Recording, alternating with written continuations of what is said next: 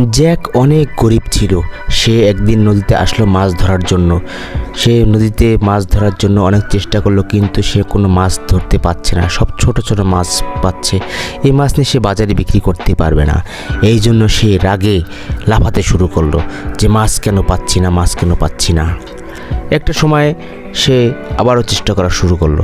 চেষ্টা করতে করতে সে একটি বড় মাছ পেল। সে বড় মাছটিকে বাজারে নিয়ে গেল, খুব খুশিতে হাঁটতে লাগলো।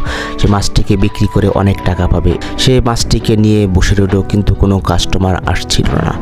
অনেকক্ষণ বসে থাকার পরে সে দেখলো অনেক কাস্টমার এসে তার চারিদিকে ভিড় করলো। সবাই অনেক খুশি যে এত বড় মাছ বাজারে আগে কখনো আনেনি। সেই মাছটিকে উঠিয়ে সবাইকে দেখাতে লাগলো। একজন ধনবান ব্যক্তি তার মাছটিকে অনেক টাকা দিয়ে কিনে নিল। জ্যাক এক বান্ডিল টাকা পেয়ে খুব খুশি হলো। সে টাকাগুলো নিয়ে সামনে এগিয়ে আসলো যে বাজার থেকে আজকে অনেক ফল ফ্রুট কিনে নেব।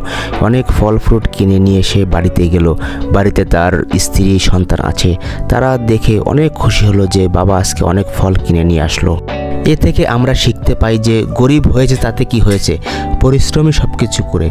পরিশ্রম করলে সব কিছুই করা সম্ভব হয়।